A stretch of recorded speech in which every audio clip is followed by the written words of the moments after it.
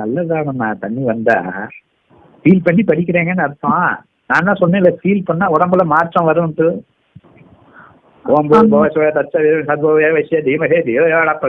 அப்படின்பா. ஒண்ணு உச்சி முதல் உள்ள வகையிலும் ஒண்ணு ஓடாது. அது சொல்லும் போது, அது ஃபீல் ஆகும்போது உடம்பு சூடாகணும், ஹார்ட் பீட் ரைஸ் ஆகணும், கண்ணுல தண்ணீர் வரணும், மயிர் பூச்செறியணும், சாத்வீக பாவம்னு இருக்கு, ஒரு 7-8 பாவம் இருக்கு, அதெல்லாம் வரணும். மெய் சிலிர்க்கணும், இந்த புல்லரிக்கணும், உலகா இங்க அடையணும். ஆடும்போது அதெல்லாம் வந்தாதான் ஃபீலு. சும்மா உடம்பாடாது, ஒண்ணு ஆடாது, உதடு கூட ஆடாது, பல்லு கூட ஆடாது. நம்மளால பாடிட்டே இருக்கும். 3 மணி நேரம் ஆனாலும் பாடும். உச்சி முதல் உள்ளங்கால் வரைக்கும் ஒண்ணு இருக்காது.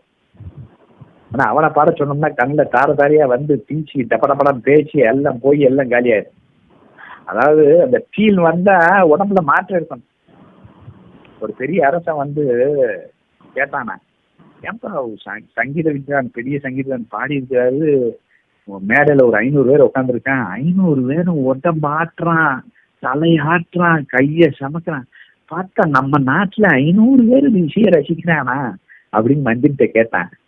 டெஸ்ட் பண்ணிடுவோம் அப்படின்னா மந்திரி. எப்படி டெஸ்ட் பண்ண போறேன்?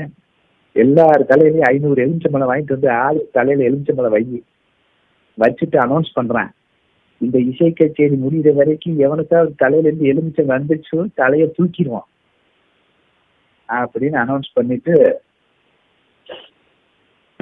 கச்சேரி ஓடிட்டு இருக்கு.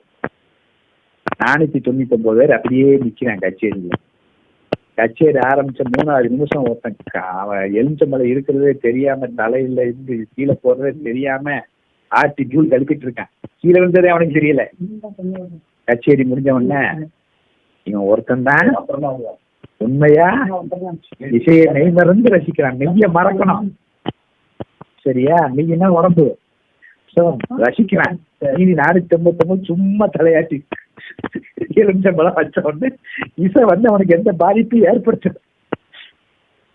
ஏற்படுத்தணும். அப்போ நீங்க வந்து ஸ்லோகம் சொல்லும் போது அது கண்ணீர்ல தண்ணி வரணும். வந்தது நல்லதுதான். ஆனா அதுவே வந்து எல்லா நல்ல விஷயமே உள்ள ஈகோ உட்காந்துருக்கும். ஆஹா, நமக்கு நல்ல ஃபீல் வருதுன்னு ஈகோ தலையில ஏற வேண்டாம். ஸோ அது இறைவன் அருள்ட்டு நன்றி உணர்வா எடுத்துக்கணும். புரிஞ்சதா?